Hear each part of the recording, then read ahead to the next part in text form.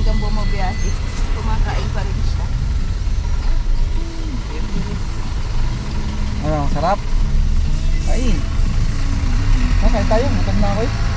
Para tayo makatipid. Sabi, gusto mo? Hindi, ako na ito. Kahit walang hugas. Wala na.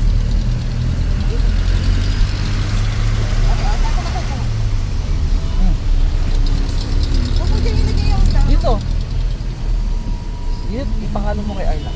Ayaw nga niya. Sabi ko sa inyo, mamimigay na ako kung ano para hindi ano, may sira, sunugo tayo.